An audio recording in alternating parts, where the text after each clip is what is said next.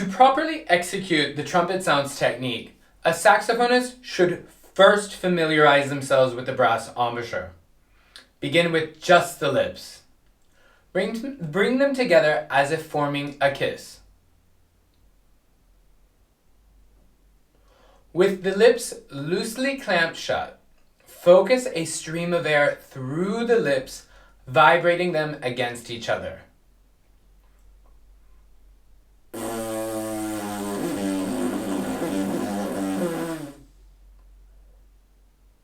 One should not need to force the lips or the air too much to create this sound. Before introducing the saxophone neck and body, the saxophonist must be able to create this typical sound with ease. However, there are many other ways to consider the vibrating lips embouchure. In Hello, Mr. Sax, Londex and Charrier briefly discuss and quote French brass pedagogue Michel Riquier concerning trumpet embouchure. Riquier refers to the trumpet embouchure as forming the mask. He states, close the mouth, then slightly separate the jaws, without opening or drawing back the lips, as if you were going to pass your tongue over your lips to moisten them. When the tongue has enough room to pass between the teeth, tighten the lips against each other so that only a tiny stream of air can pass between the lips when you blow. By thinking about the new embouchure in this way, the saxophonist is given a model to refer to. Another model is presented by American trumpet player and pedagogue Andy Kozar. In his book, Response, he advocates for an approach whittled down to the following steps. Start with the air first. Breathe in the vowel hope. Find a simple buzzing embouchure that does not force any tension in the lips. Then, produce a focused sound and find the center of pitch. This model is simple and easy to follow, allowing the performer to focus on the main aspects of proper tone production. When reproducing this method on the saxophone, one should develop the concepts of tone and embouchure from the basics, ensuring they have a balanced air-first approach and not to use too much pressure while buzzing. Once this embouchure is achieved, introduce exercises with just the mouth. This will build ease, flexibility, and most importantly, endurance with this new type of embouchure. My favorite types of exercises are long tones and single articulations. Do these exercises for about 10 minutes before moving on to the neck of the saxophone. For example,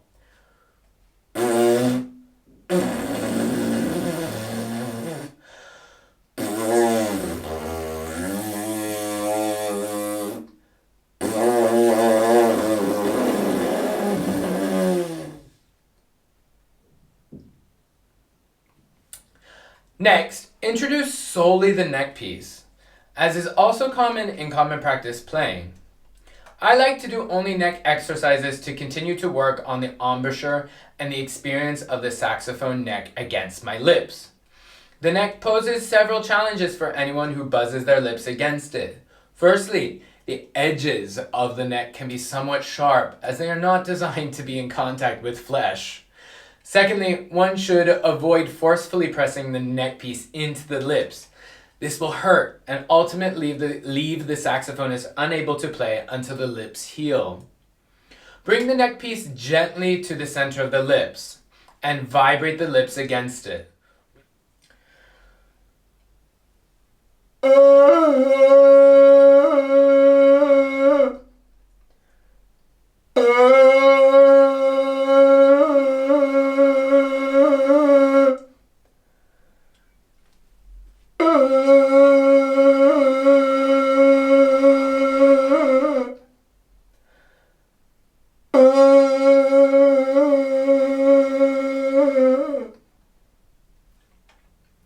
It is recommended to incorporate exercises that enhance familiarity, flexibility, and endurance in this configuration.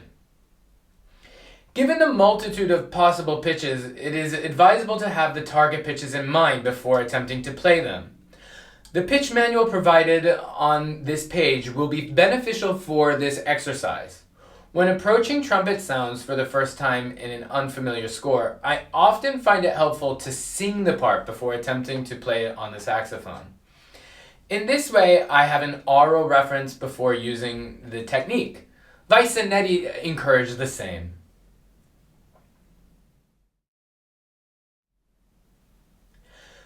Trumpet sounds can be played across a dynamic range from piano or pianissimo to forte or fortissimo, depending on the range of the instrument. It is entirely impossible to play in the lower tessitura of the instrument outside of the piano to mezzo-piano range. However, in the highest ranges of the instrument, it is almost impossible to do the opposite, relying on a solid mezzo forte to fortissimo range.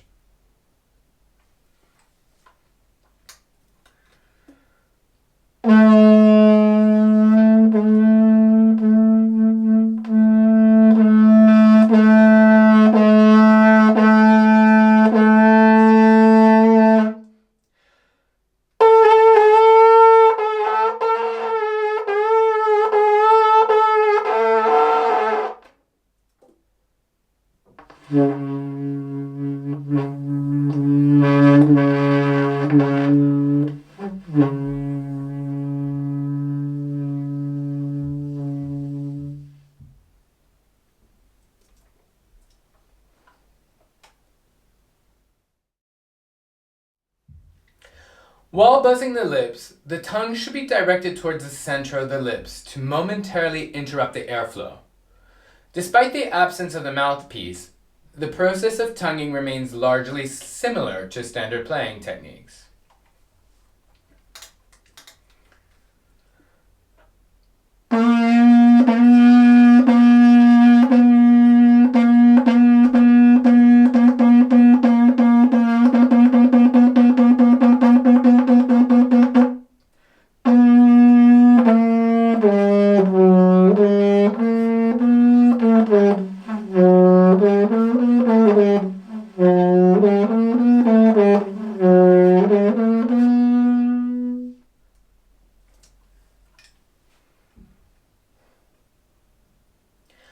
Double tonguing is also possible and somewhat easier compared to common practice playing when the mouthpiece is not present. The saxophonist will want to think of the tongue as having a rebound action. The first articulation is a single tongue where the tongue is aimed toward the center of the lips.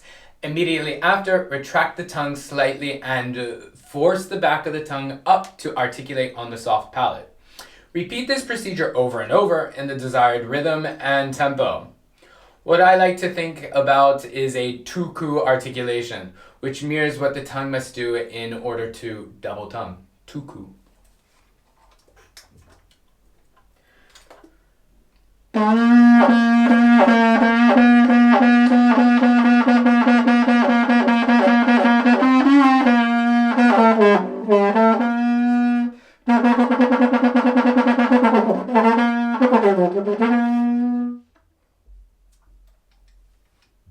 Flutter tonguing can be easily combined with trumpet sounds. For saxophonists who can perform the flutter tongue technique with the mouthpiece, they simply need to get used to the sensation of fluttering without the resistance of the mouthpiece while buzzing their lips. This should not be too difficult. Performers and composers should be aware that adding the flutter tongue technique will increase the dynamic output of the trumpet sound. Additionally, flutter tonguing might affect the pitch center of the sound.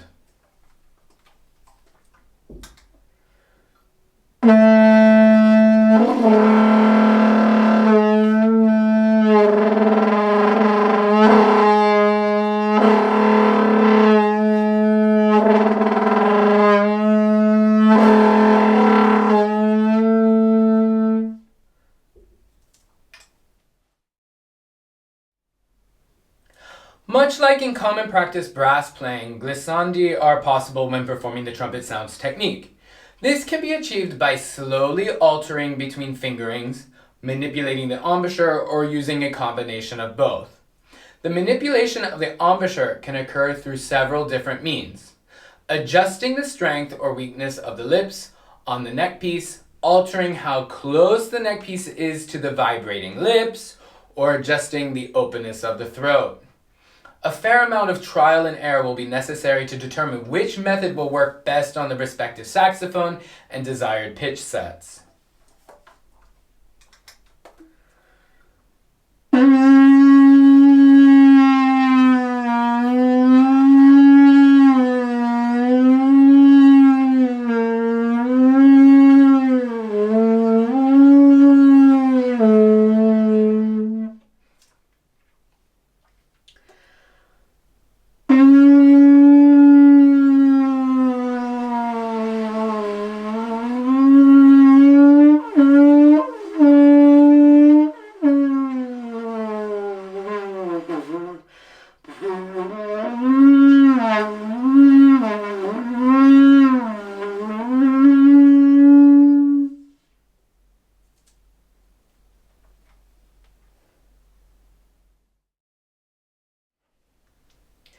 The Barrissement technique is a subset technique that involves the overpressurization of the trumpet sound embouchure.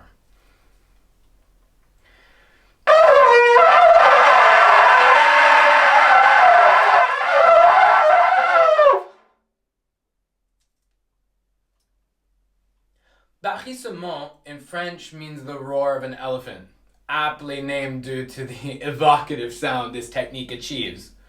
When the amount of air forced into the saxophone neckpiece saturates the sound, a roar-like effect is achieved.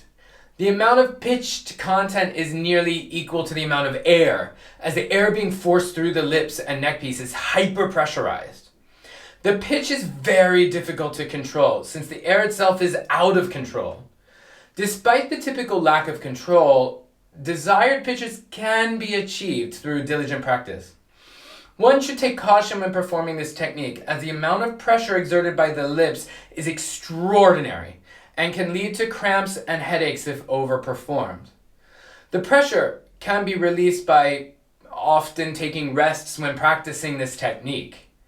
Found throughout the literature for saxophone without mouthpiece, this technique is often used in pieces that do not require precision of pitch, but rather a textured and colorful sound world.